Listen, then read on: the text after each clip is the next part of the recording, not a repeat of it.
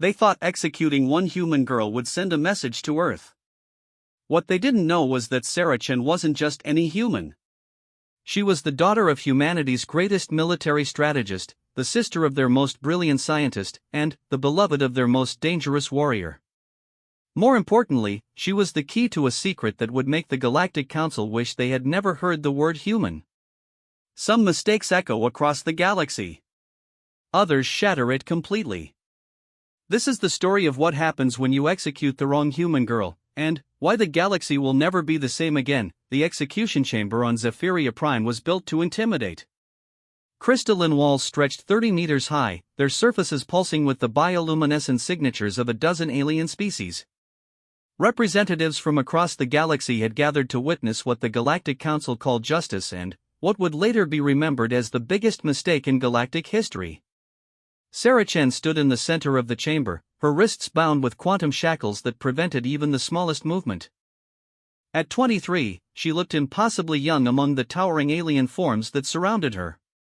Her dark hair fell across her shoulders, and, despite everything, her brown eyes held no fear. Only a quiet determination that made several council members shift uncomfortably in their seats. Chancellor Vexthal of the Andromedan Collective raised his 4 arms, each ending in crystalline talons that caught the chamber's ethereal light.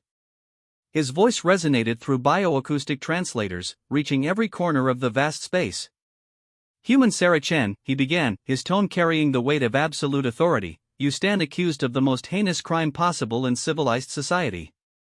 The theft of technology from 17 different species, the corruption of sacred data streams, and the violation of the most fundamental law of the Galactic Compact."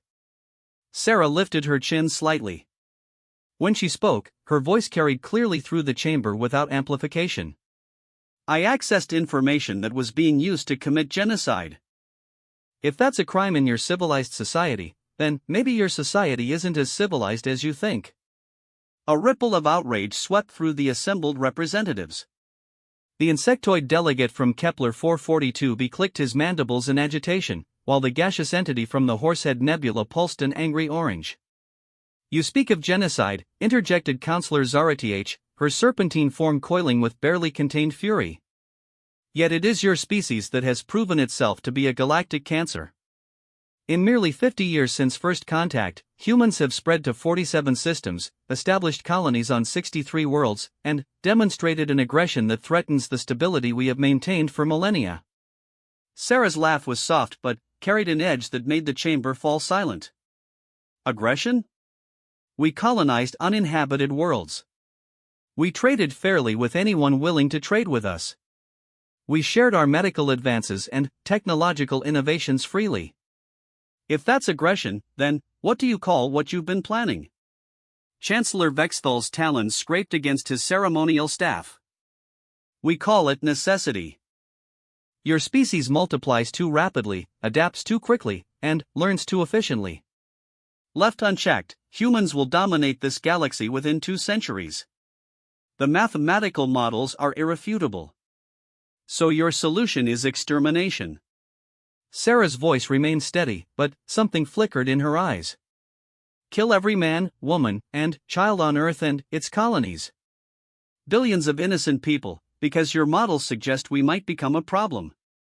"Not might," corrected the delegate from Vega 7, his crystalline form refracting the chamber's light into prismatic patterns. "Will. The probability approaches certainty. Your species exhibits every characteristic of an apex predator. Given time, you will consume everything in your path." Sarah shook her head slowly. "You know what's funny? You're probably right. We probably would dominate this galaxy. But not in the way you think." She paused, meeting the eyes of each council member in turn. "We would have lifted you up with us. Humans don't conquer. We adopt. We integrate. We make others stronger by standing beside them." "Pretty words," Chancellor Vexthal said dismissively. "But your actions betray your true nature. You infiltrated our most secure networks, violated protocols that have stood for 10,000 years, and stole information that could destabilize galactic civilization." "I downloaded proof of your genocide protocol," Sarah replied. Documentation of your plans to sterilize every human world simultaneously. To make it look like a plague. I was going to take that information home so my people could prepare, maybe find a way to negotiate, to prove you wrong about us. Instead, you will serve as an example. The Chancellor's voice carried finality. Let your death demonstrate to any who might follow that the Galactic Council's authority is absolute. Your execution will show your species that resistance is futile. Sarah was quiet for a long moment, and, when she spoke again, her voice had changed. There was something new in it, something that made the bioluminescent walls flicker as if responding to an unknown frequency. You want to know why I'm not afraid? She asked, and, for the first time, several council members leaned forward. It's because you've just made the single biggest tactical error in galactic history. You see, I'm not just some random human who stumbled onto your plans. Chancellor Vexthal's talons clicked with irritation. Your lineage is irrelevant, human. Death comes to all species equally. Sarah smiled then, and it was not a pleasant expression. My father is Admiral Marcus Chen, the architect of humanity's defensive networks. My brother is Dr. James Chen, the designer of our quantum communication arrays. And, the man who loves me is Captain Alex Morrison, commander of humanity's most advanced stealth ship. The chamber fell absolutely silent. But, more importantly, Sarah continued, her voice dropping to nearly a whisper, I volunteered for this mission. Do you know why? No one answered. Because we knew you were monitoring our communications. We knew you'd be watching for anyone trying to access your networks. We needed someone to get caught. Someone whose capture would be so significant, so emotionally devastating, that it would trigger exactly the response we needed. Chancellor Vexthal's forearms trembled slightly. What response? Sarah's smile widened. The one that's coming. You see, every human knows about your genocide protocol now. My infiltration wasn't about downloading your plans, it was about uploading something into your networks.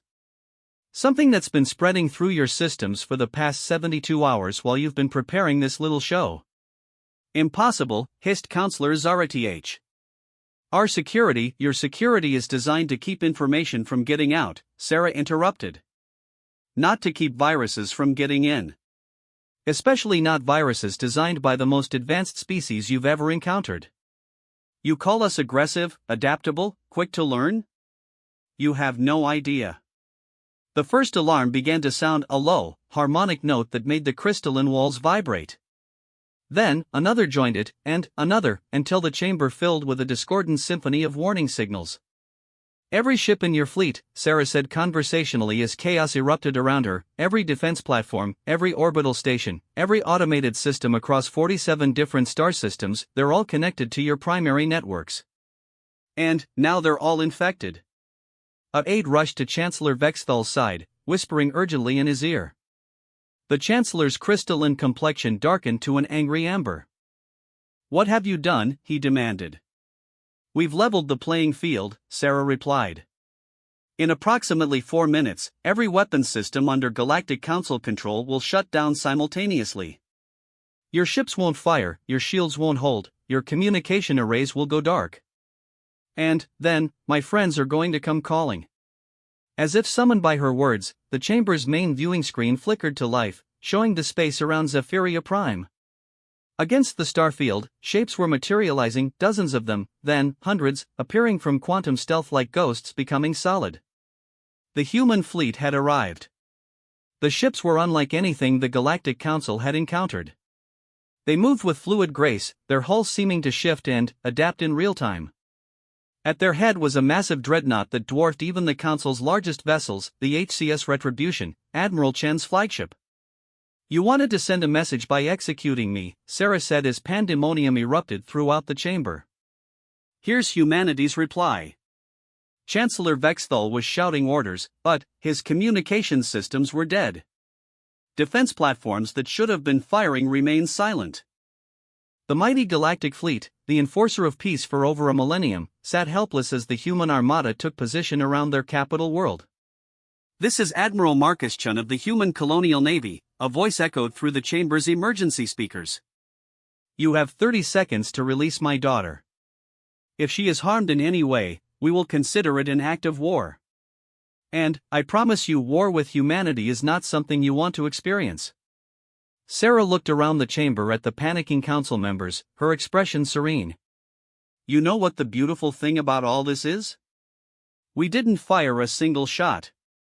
We didn't hurt anyone. We just demonstrated something you should have realized 50 years ago." "What?" Chancellor Vexthal whispered, his authority crumbling around him. Sarah's quantum shackles suddenly clicked open and fell to the floor with a metallic clang. Around the chamber, human soldiers in advanced armor began materializing from stealth fields, having teleported directly onto the station through shields that no longer functioned. "Humans don't just adapt to their environment," Sarah said, rubbing her wrists where the shackles had been. "We adapt our environment to us. And, right now, this entire sector of space has become very, very human." As her father's soldiers formed a protective circle around her, Sarah walked toward the chamber's exit. But, she paused at the threshold and turned back to face the stunned council. "Oh, and one more thing," she added casually. "The virus in your systems? It's not malicious. It won't destroy your technology or harm your people. But, it will remain there, monitoring everything, reporting back to us. Consider it humanity's way of keeping an eye on our neighbors. Because the next time you decide to plan a genocide, we'll know about it before you finish typing the first word." She smiled that same unsettling smile. "Welcome to the new galactic order, Chancellor. I do hope we can be friends." As Sarah Chen walked free from her execution chamber, surrounded by the most advanced military force the galaxy had ever seen, one thing became abundantly clear to every being present: they had not just failed to execute a human girl. They had just awakened something that would change the galaxy forever. The emergency session of the Galactic Council convened 18 hours after what historians would later call the Chen Incident. The Great Assembly Hall on Nexus Station buzzed with nervous energy as representatives from across the galaxy gathered to confront a reality none of them had prepared for. They were no longer the dominant power in their own space. Admiral Marcus Chen stood at the center of the hall, his dress uniform immaculate despite having just orchestrated the most successful military operation in human history. Behind him, holographic displays showed the current disposition of forces throughout Council space. The numbers were stark and undeniable. Human ships now occupied strategic positions around every major Council world and station. Chancellor Vexthal had been replaced by the Emergency Council, led by the ancient ethereal known as Prime Consciousness Ether. The being existed as a shimmering field of energy contained within a crystalline matrix, its thoughts translated into words through quantum resonance. "Admiral Chen," Ether's voice resonated through the chamber with harmonics that touched the minds of all present, "your species has committed an act of unprecedented aggression against the established galactic order. We demand your immediate withdrawal from Council space." Marcus Chen smiled, and it was the same expression his daughter had worn in the execution chamber: confident, knowing, and more than a little unsettling. "With respect, Prime Consciousness, my ships are in international space. The Galactic Compact clearly states that all hyperspace lanes and orbital zones beyond 2 astronomical units from any inhabited world are considered neutral territory. You launched a military operation," began the delegate from Kepler 442b, his mandibles clicking with agitation. "We launched a rescue operation," Marcus interrupted smoothly. "My daughter was being held illegally and was scheduled for execution without proper legal representation or adherence to galactic law. The compact is quite clear on the rights of accused individuals, regardless of species." The chamber erupted in protests from dozens of different species, creating a cacophony of clicks, hisses, harmonics, and bioluminescent flashes. Marcus waited patiently for the noise to subside, his expression never changing. Prime Consciousness Ether pulsed a deep purple, a sign of deep contemplation among the ethereals. "You speak of legalities, Admiral, yet your actions suggest preparation far beyond what would be required for a simple rescue operation. Our analysis indicates your fleet deployed technologies we had no knowledge humans possessed." "That's concerning," Marcus replied with mock sympathy. "Perhaps your intelligence networks aren't as comprehensive as you believed." Dr. James Chin stepped forward from the human delegation, his appearance more rumpled than his father's, but his eyes holding the same sharp intelligence that ran in the family. If I may address the technical aspects of yesterday's operation?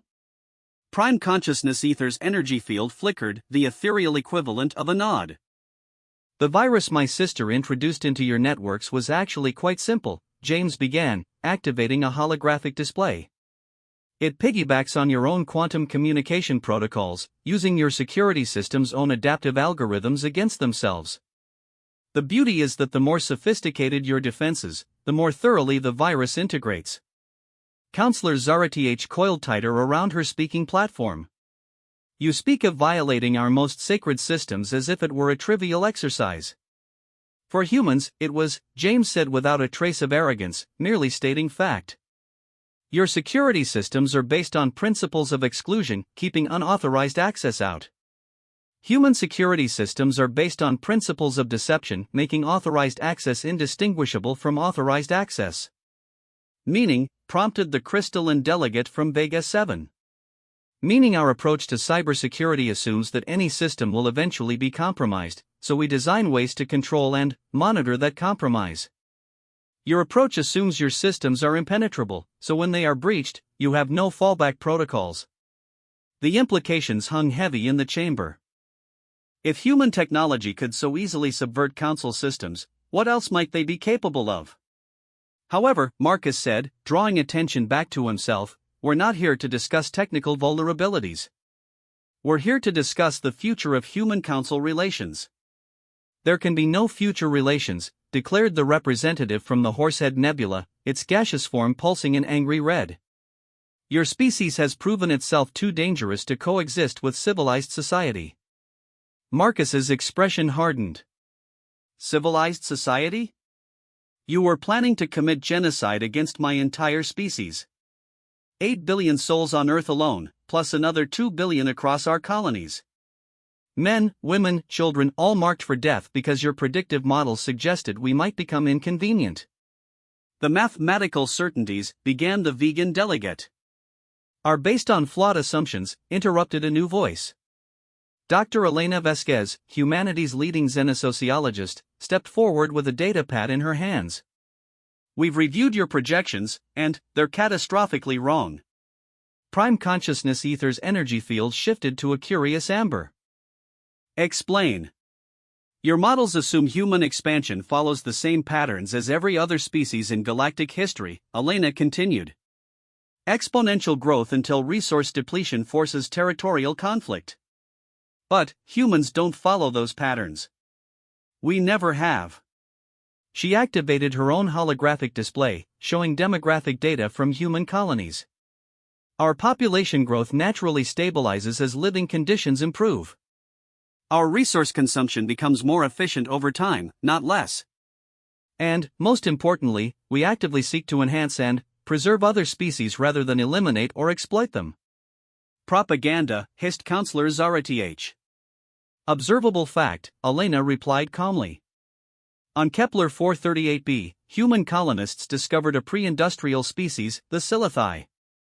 Rather than displacing them, we established a protectorate and have been helping them develop their own technology while preserving their culture.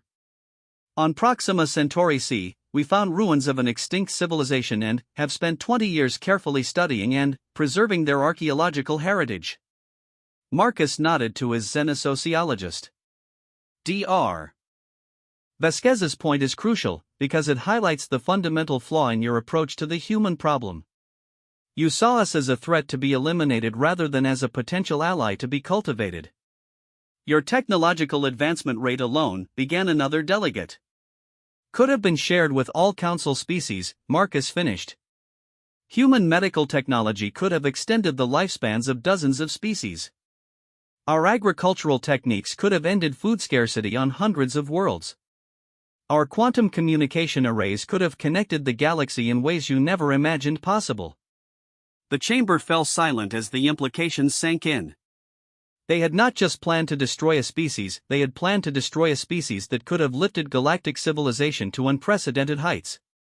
Prime Consciousness Ether pulsed through several color spectrums before settling on a deep, contemplative blue. Assuming your claims are accurate, Admiral, what do you propose as a path forward? Marcus exchanged glances with his daughter, who had been standing quietly beside him throughout the session. Sarah stepped forward, and, despite everything that had happened, she looked remarkably composed for someone who had nearly been executed less than a day ago. "We propose a new galactic compact," Sarah said, her voice carrying clearly through the chamber. "One based on cooperation rather than domination, mutual benefit rather than zero-sum competition."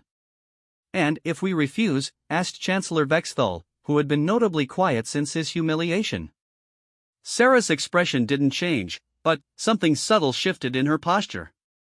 "Then, you'll continue to have human ships in your space, human viruses in your networks, and human eyes watching your every move until you do agree." "That's coercion," protested the Andromedan representative. "That's consequences," Marcus corrected. "You plan to exterminate my species. Did you really expect us to simply forgive and forget once we discovered your intentions?" Captain Alex Morrison stepped forward for the first time, his stealth-capable armor still visible despite being in diplomatic mode.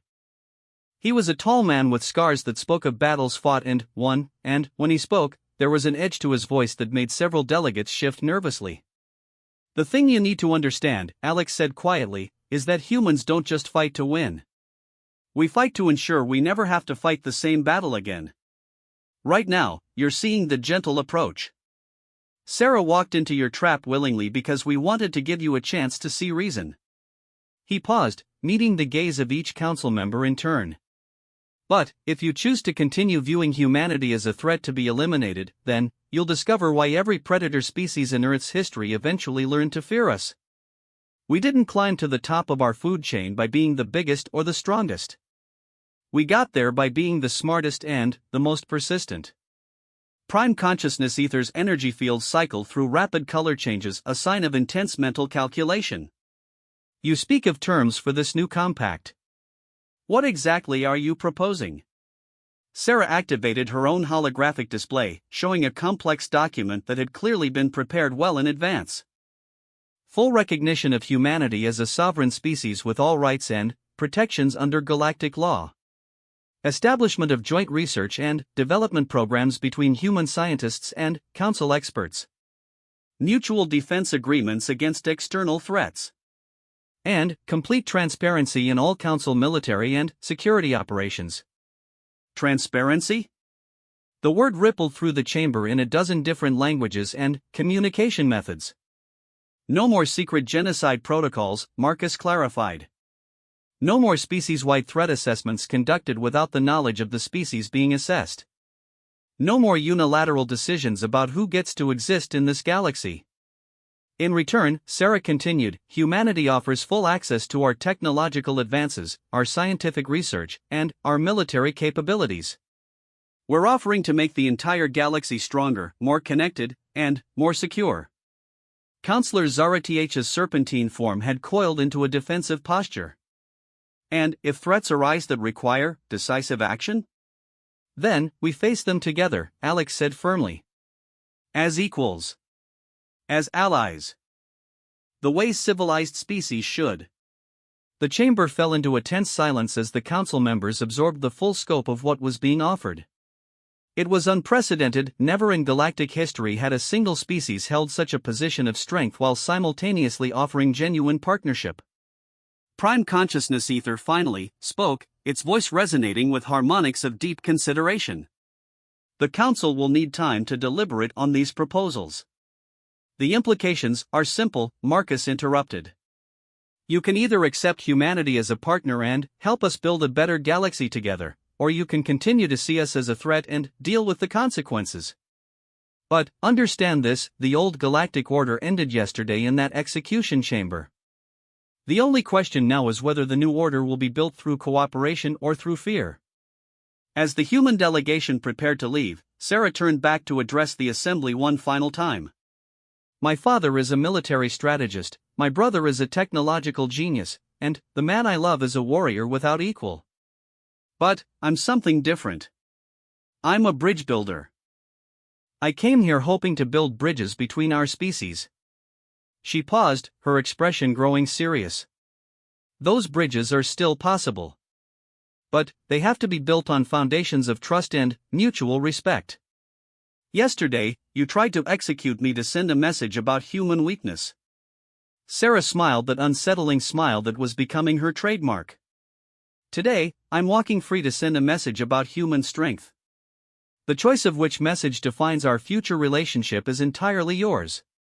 As the human delegation departed, leaving behind a chamber full of stunned aliens, one thing had become abundantly clear: the galaxy would never be the same. The only question that remained was whether it would become something better, or something far more dangerous.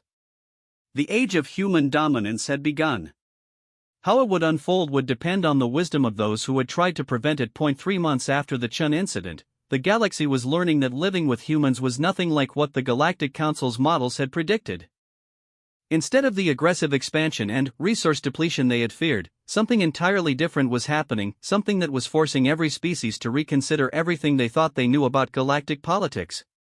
Ambassador Keelix of the Zephyrian Trade Federation stood on the observation deck of the human colony ship New Horizon, watching in fascination as the massive vessel completed its approach to the desolate world of Carolon 7.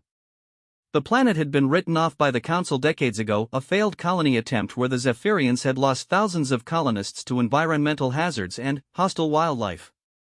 Your people do realize this world is classified as uninhabitable, yes? Keelix asked Dr. Sarah Chen, who stood beside him reviewing data streams on her tablet. The former prisoner had become humanity's chief diplomatic liaison, and her presence on this mission was sending ripples throughout Council space. Sarah looked up from her readings, amusement flickering in her eyes. Uninhabitable by current galactic standards. But humans have a different relationship with the concept of impossible. Through the viewport, Keelix could see shuttles launching from the colony ship, each one loaded with equipment and personnel. But what caught his attention were the other ships in the formation, vessels from half a dozen different species, all working together in perfect coordination. I count ships from 7 different Council species in your fleet, Keelix observed. How did you manage to convince them to participate in what most consider a doomed venture? We didn't convince them of anything, Sarah replied, gesturing toward the planet below. We showed them what becomes possible when you stop thinking about survival and start thinking about thriving. The first shuttle had already landed on Carolon 7's surface, and holographic displays throughout the observation deck showed real-time feeds from the landing site. What Keelix saw defied everything he understood about colonial operations.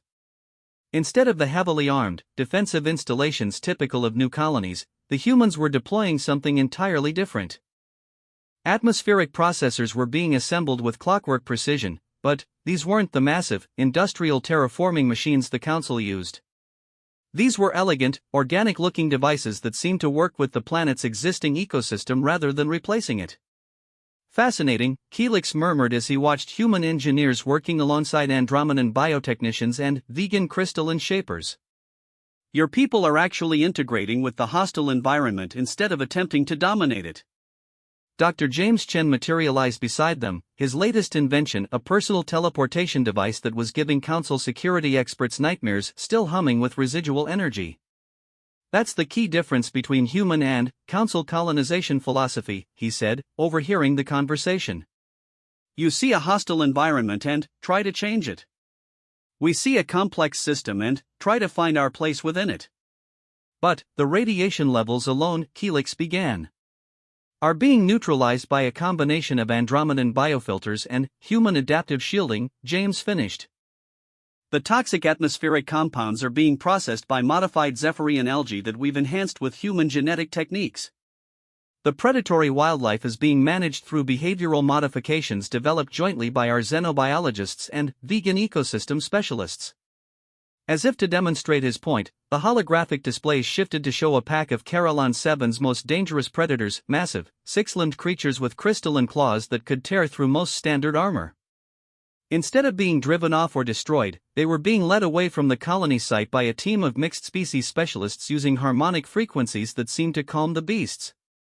Remarkable, Keelix breathed. In our attempts to colonize this world, we lost 3,000 colonists to those creatures alone. Sarah nodded sympathetically. It's not your fault. Council doctrine is based on the assumption that successful colonization requires environmental dominance. But humans learned long ago that the most successful species are those that find ways to coexist with their environment rather than conquer it. Even when that environment is actively trying to kill you? Keelix asked, watching as another team of humans calmly walked through what had been designated a lethal radiation zone. Especially then, Sarah replied with a smile.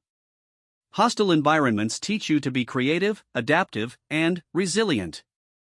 Earth wasn't exactly a gentle nursery world, you know. As the day progressed, Keelix found himself constantly amazed by what he was witnessing. The human colonial operation was unlike anything in his species' historical records.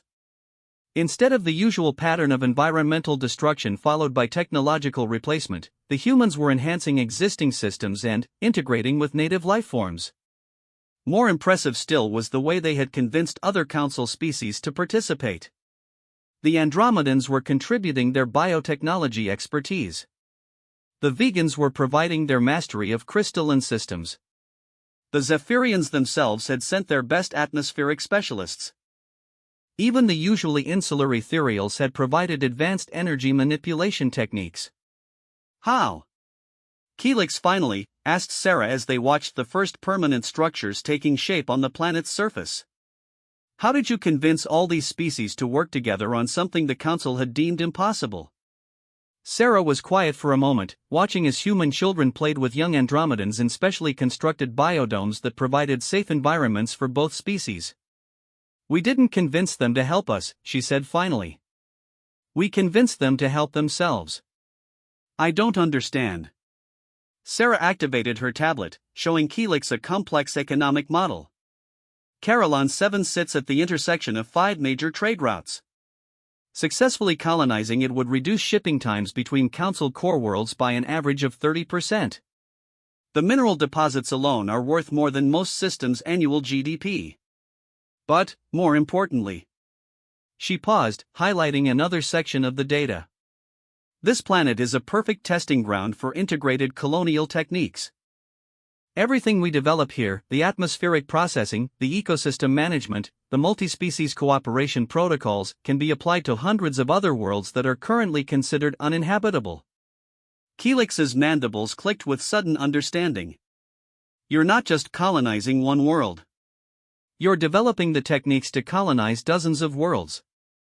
Hundreds, Sarah corrected. And, we're doing it in a way that makes every participating species stronger and more capable. The Andromedans are learning new biotechnology applications. The vegans are developing new crystalline matrices.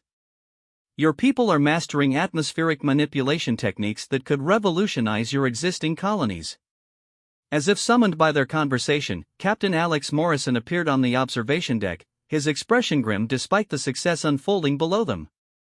Keelix had heard stories about the human warrior, tales of impossible battles won through sheer determination and tactical brilliance, but seeing him in person was somehow different than expected. There was a quiet intensity about him, a sense of coiled energy waiting to be unleashed. Sarah, Alex said, his voice carrying an undertone of concern, we've got a problem. Sarah looked up from her tablet, immediately alert. What kind of problem? Alex activated a holographic display showing star charts of the local region. Long-range sensors are picking up movement in the void sector. Massive energy signatures, hundreds of ships, moving in formation toward Council space. Keelix felt his blood chill. The void sector was the galactic equivalent of the deep ocean, vast, largely unexplored, and home to things that most civilized species preferred not to think about. The Devourers? Alex nodded grimly. Looks like it. And, their fleet is at least 10 times larger than anything in our historical records. The Devourers were the galaxy's nightmare scenario, a species that consumed worlds, literally stripping planets of all biological and technological matter before moving on to the next system. They had appeared twice in recorded history, each time requiring the combined might of the entire galaxy to drive them back into the deep void. How long until they reach inhabited space? Sarah asked, her diplomatic composure never wavering despite the magnitude of the threat. At current speed, approximately 6 months, Alex replied. But, they're not heading for the Council core worlds. They're heading for human space. The implications hit Keelix immediately. Humanity's colonies were on the outer edge of civilized space, directly in the path of the approaching threat. Earth itself would be among the first targets. This changes everything, Keelix said, his mind racing through political and military calculations. The Council will have to do nothing, Sarah interrupted, but her tone was thoughtful rather than hostile. This is what we've been preparing for. Keelix stared at her. Preparing for? Sarah exchanged a look with Alex before turning back to the Zephyrian ambassador. Did you really think the sudden advancement in human military technology was purely for dealing with Council threats? The viral infiltration systems, the stealth capabilities, the quantum communication networks, all of it was developed with the Devourers in mind. But how did you know they were coming? Keelix asked, struggling to process this revelation. Dr. James Chen rejoined the conversation, his expression serious. We've been monitoring deep space quantum fluctuations for decades. The patterns suggested something massive was moving in the void sector, but we couldn't confirm what it was. When the Council started planning our extinction, we had to accelerate our defensive preparations. Defensive? Keelix almost laughed. You're talking about facing the Devourers, the species that consumed the entire Centauran collective 2,000 years ago. No one defends against the Devourers. The best you can hope for is to delay them long enough to evacuate. Sarah smiled, and Keelix was beginning to recognize that particular expression as a warning sign. Ambassador Keelix, you're still thinking like a Council species. You're thinking about survival, about preservation, about maintaining the status quo. She gestured toward the planet below, where human and alien colonists were working together to build something unprecedented. Humans don't think about survival. We think about victory. Alex stepped closer to the viewport, his gaze fixed on something beyond the stars. The Council's historical approach to the Devourers was to meet them with overwhelming force, try to destroy their fleets in massive space battles. It never worked because the Devourers are better at that kind of warfare than anyone else in the galaxy. So what's your approach? Keelix asked, though he wasn't sure he wanted to hear the answer. Sarah activated a new display showing technical specifications that made Keelix's head spin. We don't fight them the way they expect to be fought. We fight them the way only humans can fight. Which is? We turn their own strengths against them, Alex said simply. The Devourers consume technology, absorb it, make it part of themselves. They're incredibly good at adapting to whatever weapons or tactics they encounter. James nodded, his excitement building as he explained. But their adaptation process assumes that the technology they're consuming is designed to work the way it appears to work. They've never encountered technology designed specifically to be consumed and to malfunction in precisely controlled ways after being integrated into their systems. Keelix felt a chill run down his spine as the implications became clear. You've weaponized the very process they use to grow stronger. More than that, Sarah said, her expression growing serious. We've turned every human colony, every ship, every piece of technology in human space into a trap. When the Devourers arrive, they'll find exactly what they expect to find: a relatively young species with impressive but conventional technology, ripe for consumption. And, when they consume it? Keelix whispered. Alex's smile was predatory. They'll discover why you should never swallow something a human designed unless you know exactly what it's going to do inside you. As Keelix absorbed this revelation, he found himself looking at the colonial operation below with new eyes. It wasn't just about building a successful colony or demonstrating human capabilities to Council species. It was a testing ground for technologies and techniques that would soon be put to the ultimate test. The other species working with you, he said slowly, do they know? Some suspect, Sarah admitted. But they don't need to know the details. What matters is that they're learning to work with us, to trust us, to see humans as partners rather than threats. Because when the Devourers come, we're all going to need each other. Keelix looked out at the stars, knowing that somewhere in that vast darkness, death was approaching at incredible speed. But, for the first time since the reports had started coming in, he felt something other than fear. He felt hope. What do you need from the Council? He asked. Sarah's smile was genuine this time, warm and grateful. Just what you're already giving us. Cooperation. Trust. The chance to show the galaxy what becomes possible when we work together instead of against each other. As Carillon's 7 suns set behind them, painting the observation deck in shades of gold and crimson, Helix realized that he was witnessing something unprecedented in galactic history. Not just the taming of an impossible world, but the forging of an alliance that might be strong enough to face the darkness that was coming. The humans had not just survived the Council's attempt to destroy them. They had transformed it into an opportunity to prepare the entire galaxy for its greatest test. And, somehow, Helix found himself believing they might actually succeed. The first Devourer scout ships arrived in human space on a Tuesday. Admiral Marcus Chen stood on the bridge of the HCS Retribution, watching long-range sensors track the 3 massive vessels as they dropped out of hyperspace near the outer rim colony of New Hebrides. The ships were even more disturbing than the historical records had suggested, organic in appearance but clearly technological, their hulls seeming to pulse and shift as if they were alive. "Contact New Hebrides Colony Control," Marcus ordered, his voice steady despite the magnitude of what they were witnessing. "Confirm all evacuation protocols are in place." "Sir," his communications officer replied, "Colony Control reports all civilians have been evacuated to the underground shelters. Military personnel are standing by for your signal." Marcus nodded, watching as the Devourer ships began their approach to New Hebrides. According to every historical analysis, the colony world was doomed. The Devourers would strip it of all biological and technological matter within hours, adding its resources to their ever-growing fleet. What they didn't know was that everything on New Hebrides had been specifically designed to be consumed. "Sarah," Marcus said quietly to his daughter, who stood beside him monitoring multiple data streams, "are you certain about this?" Sarah Chen looked up from her displays, her expression calm but focused. "The simulations have been run thousands of times, Dad. Every scenario we could imagine.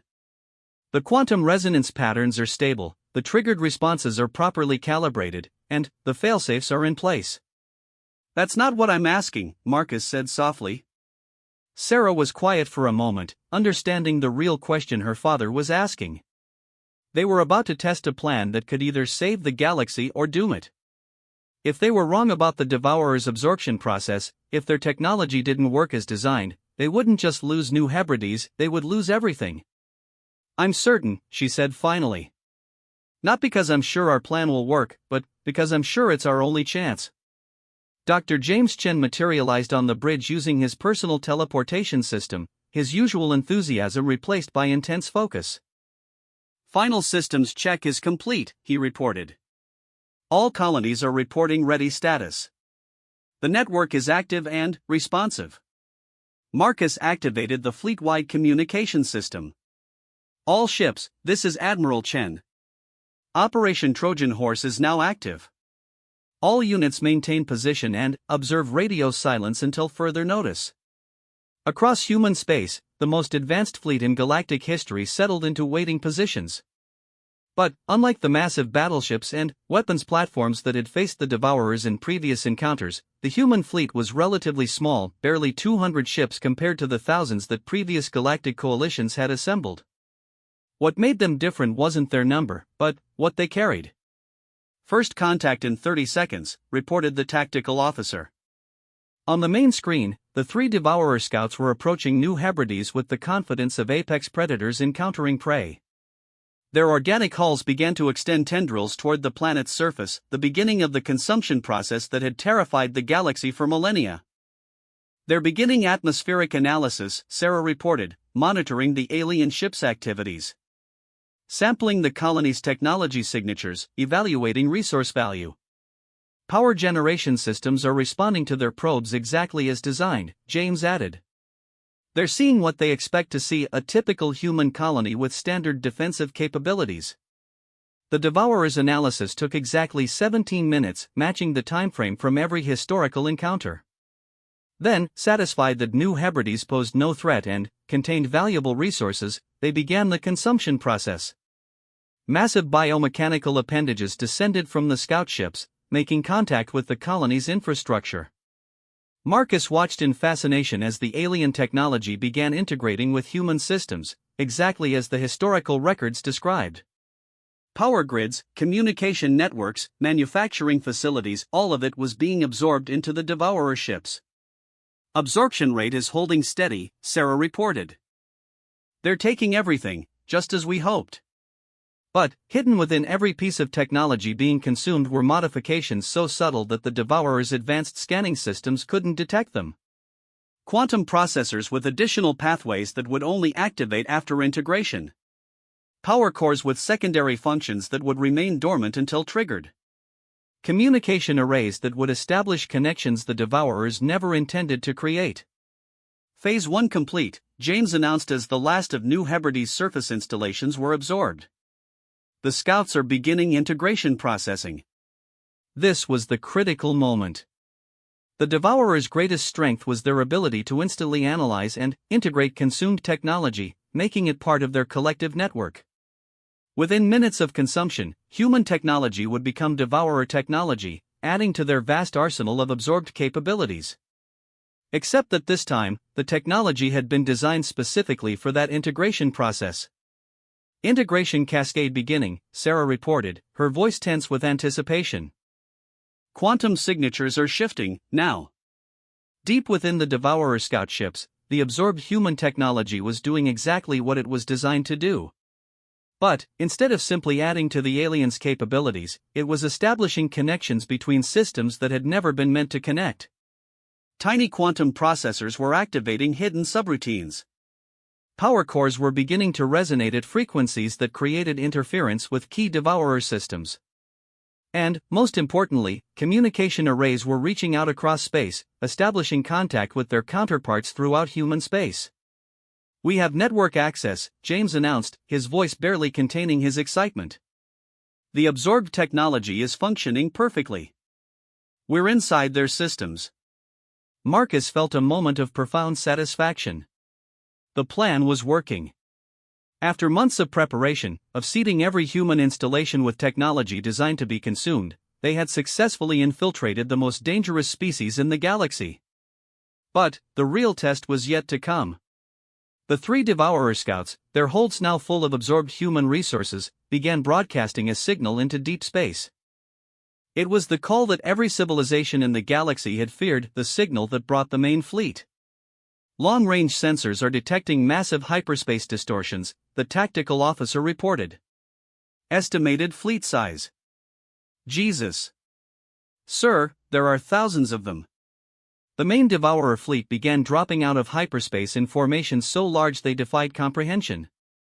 Ships that dwarfed anything in the galactic arsenal, biomechanical monsters the size of moons, accompanied by swarms of smaller vessels that still outgunned most Council dreadnoughts. "Fleet composition analysis coming in now," Sarah reported, her fingers flying across her displays. "We're counting over 12,000 vessels of various sizes. Total estimated biomass, they could consume every inhabited world in the galaxy twice over."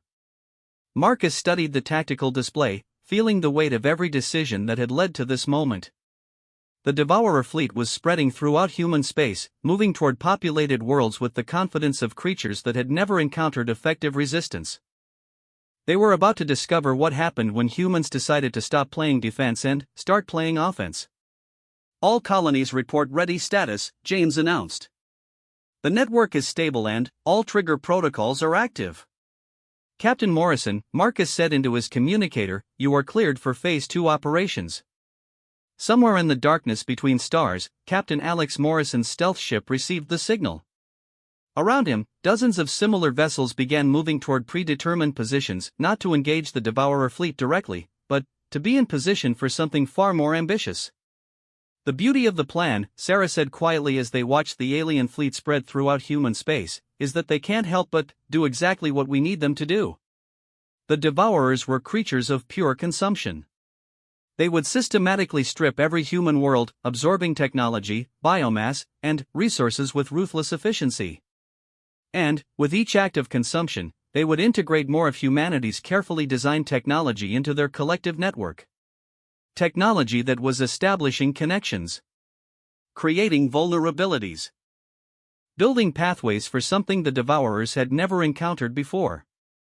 First consumption wave beginning, the tactical officer reported as Devourer fleets reached the outer human colonies. Kepler 442c is under attack.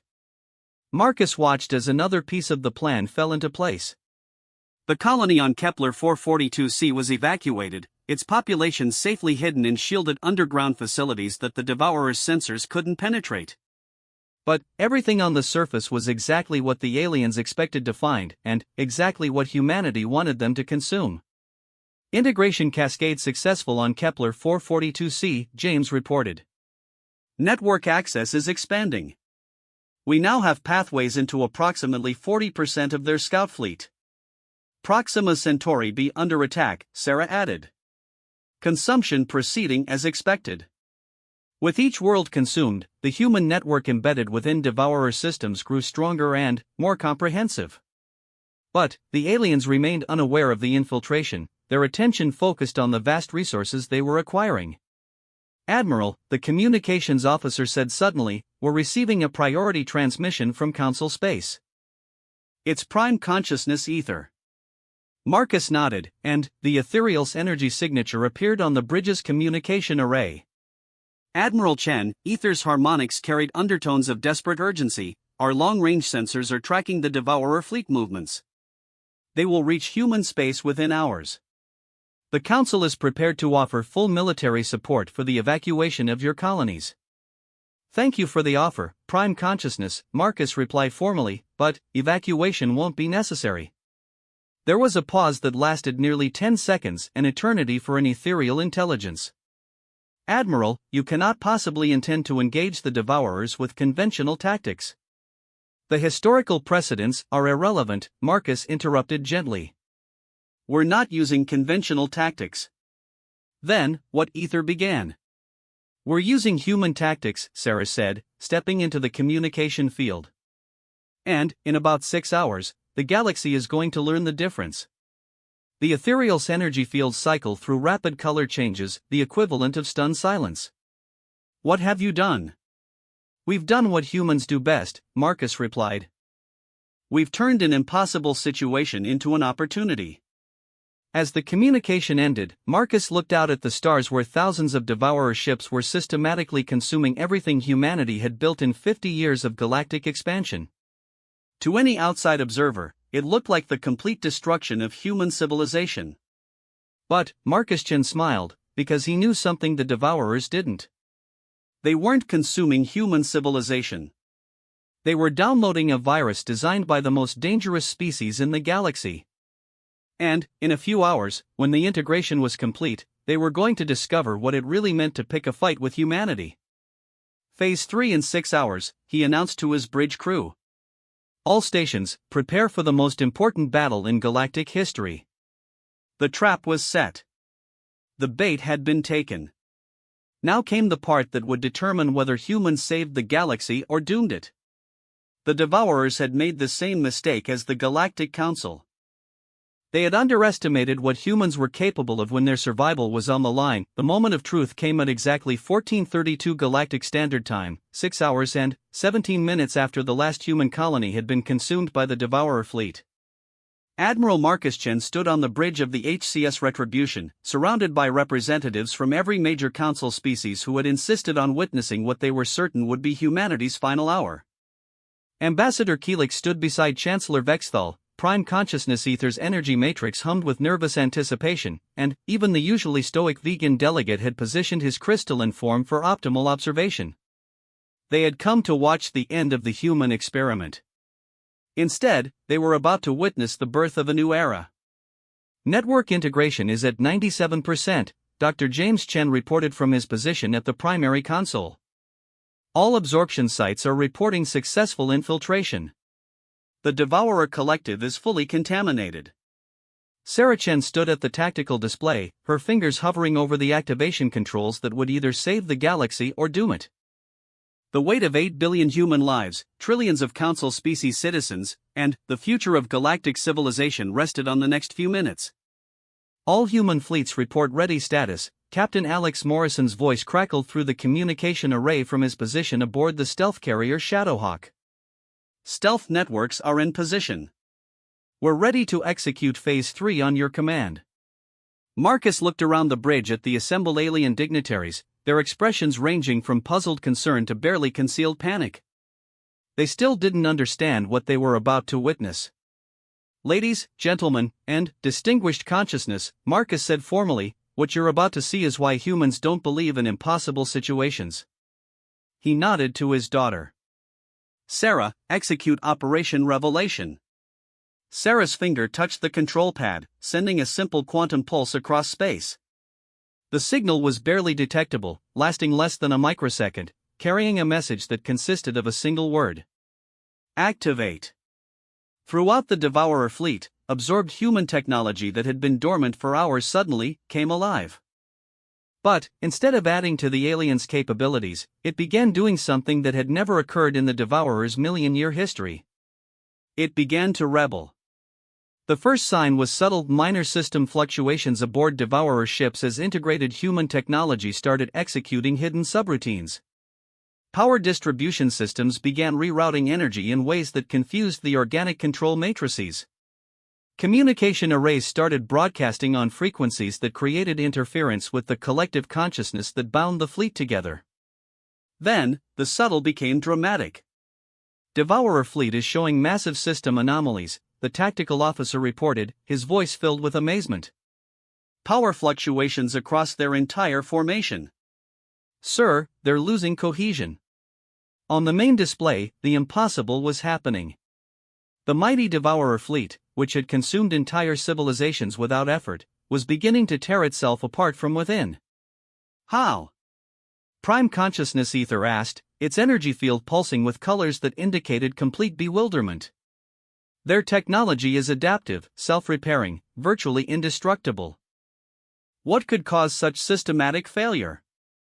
Dr. James Chen looked up from his console with the satisfaction of a master craftsman seeing his greatest work come to fruition. They are adaptive and self-repairing, he agreed. But, they're adapting to the wrong specifications and trying to repair systems that are working exactly as designed. I don't understand, Chancellor Vexthal said, his crystalline features reflecting the chaotic light patterns from the tactical display. Sarah smiled that familiar, unsettling expression that had become her trademark. Every piece of technology the Devourers consumed from our colonies was designed with dual functionality. On the surface, it appeared to be standard human technology power cores, communication arrays, manufacturing systems. But, embedded within each device were secondary systems that would only activate after integration into a collective network. Secondary systems that do what? Ambassador Keelix asked, though his tone suggested he was beginning to suspect the answer. They turn the Devourer's greatest strength into their greatest weakness, Marcus replied. The collective consciousness that allows them to coordinate their fleet also makes them vulnerable to network-based attacks. Every absorbed piece of human technology is now broadcasting disruptive frequencies directly into their neural matrix. As if to demonstrate his point, the main display zoomed in on one of the massive Devourer bioships. The vessel was clearly in distress, its organic hull writhing as internal systems fought against each other. Smaller ships were breaking away from the main formation, their navigation systems apparently compromised. But, more than that, Sarah added, the absorbed technology is establishing unauthorized connections between individual ships. The Devourers have spent millions of years evolving perfect isolation protocols to prevent exactly this kind of network infiltration. And, we've spent 6 months figuring out how to break every single one of those protocols, James concluded with evident pride. The results were spectacular. Across the vast Devourer fleet, ships were losing coordination with their collective consciousness. Some were firing on their own vessels, their targeting systems confused by the disruptive signals. Others were simply shutting down as their integrated human technology overloaded critical systems. Phase 4 is now active, Captain Morrison reported. Human fleets are moving to intercept disabled vessels. This was the moment Marcus had been waiting for.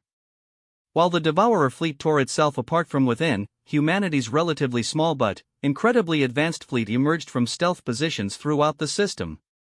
But, instead of engaging in traditional combat, they were doing something unprecedented. They were capturing Devourer ships. Boarding operations are proceeding according to plan, Morrison continued. The absorbed human technology is providing access codes and system overrides.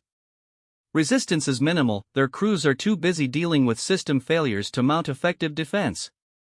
Ambassador Keelix watched in stunned silence as human Marines teleported directly aboard disabled Devourer vessels, their advanced armor allowing them to survive in environments that would kill most Council species. Within minutes, they were taking control of ships that had been considered unconquerable. This is impossible, Chancellor Vexthal whispered. The Devourers have never been defeated. They've consumed civilizations that possess technology far more advanced than anything humanity has demonstrated. That's because every previous civilization tried to fight them the way they expected to be fought, Sarah explained patiently. Ship against ship, technology against technology, force against force. The Devourers evolved to win those kinds of battles. But, they never evolved to fight an enemy that used their own consumption process as a delivery system for viral warfare, Marcus added. They've spent millions of years perfecting their ability to absorb and integrate foreign technology. They never considered that someone might design technology specifically to be absorbed and to malfunction after integration. The tactical display updated with new information that made several alien dignitaries gasp audibly. In less than 30 minutes, the human fleet had captured or disabled over 3,000 Devourer vessels. The remaining ships were retreating in disorder, their collective consciousness shattered by the network infiltration. Admiral, the communications officer announced, we're receiving surrender broadcasts from approximately 400 Devourer vessels. They're requesting terms. Marcus exchanged glances with his daughter and son, seeing his own amazement reflected in their faces. The plan had worked better than even their most optimistic projections had suggested. Open a channel to the Devourer command vessel, Marcus ordered. It's time to have a conversation.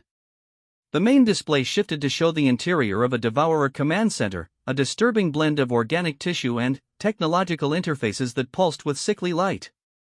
At its center stood a creature that defied easy description, clearly intelligent but utterly alien, its form constantly shifting between biological and mechanical states. I am Consume Prime, the being communicated through harmonic frequencies that the ship's translators converted to speech. I speak for the collective. We do not understand what has occurred.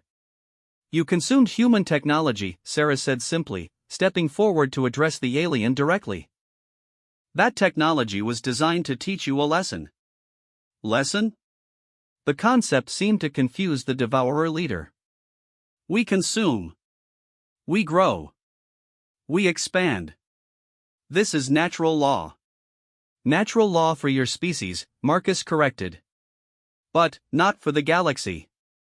You've been consuming civilizations for millions of years, never considering that someday you might encounter a species that could fight back in ways you couldn't anticipate.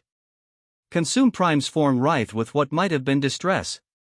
You have contaminated us. Made our strength into weakness. This should not be possible.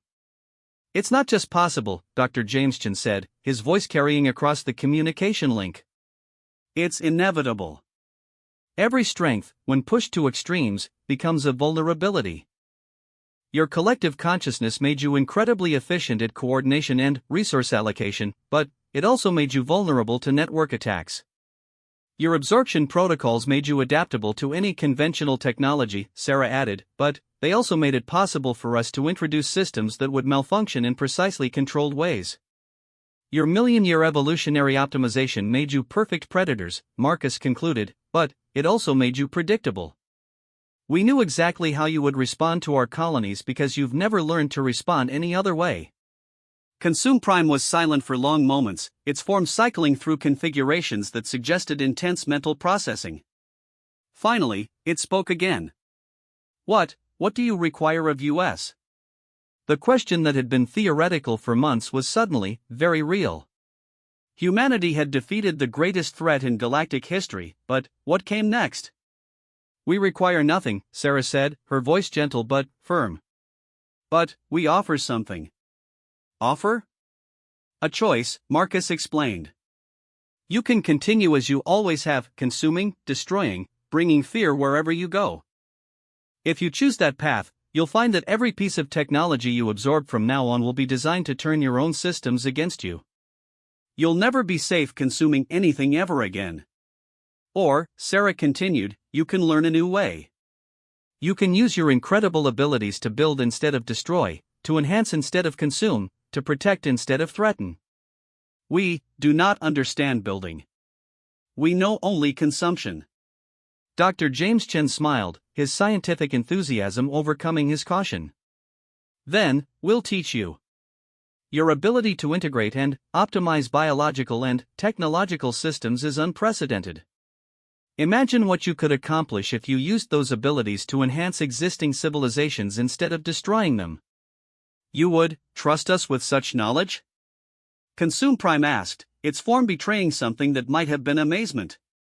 We would give you the chance to earn that trust, Marcus replied. Just as we gave the Galactic Council the chance to see us as partners instead of threats. Prime Consciousness Ether's energy field suddenly flared to brilliant white, the ethereal equivalent of a shock. You're offering to integrate the Devourers into galactic civilization? We're offering them the same choice we offered you, Sarah said, turning to address the Council representatives. They can continue to be seen as monsters to be feared and fought, or they can become partners in building something better. The implications were staggering. The Devourers possess technology and capabilities that could revolutionize galactic civilization.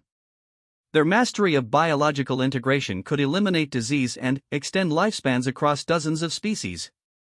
Their resource processing abilities could end scarcity throughout Council space. And, if they refuse? Chancellor Vexthal asked.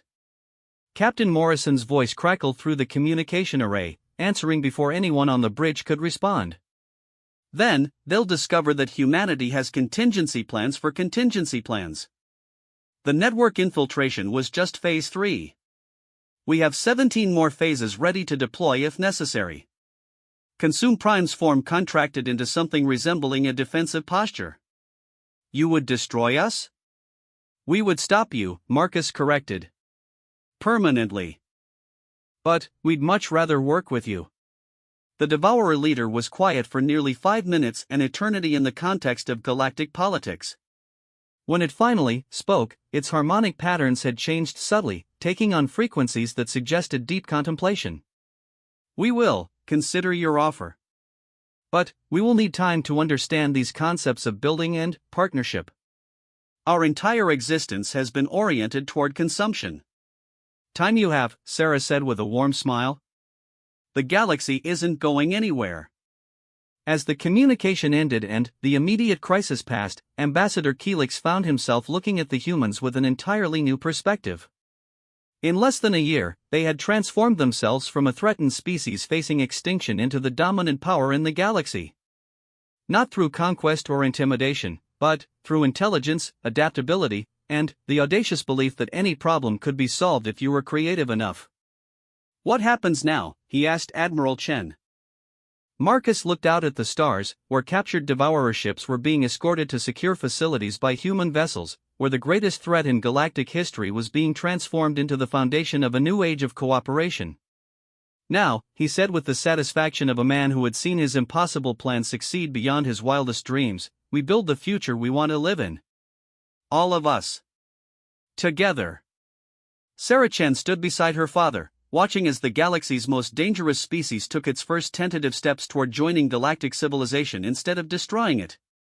The young woman who had walked into an execution chamber to save her species had become the architect of a new galactic order based on cooperation instead of fear.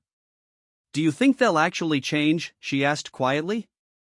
Marcus smiled, remembering the Galactic Council's certainty that humans were too dangerous to coexist with civilized society.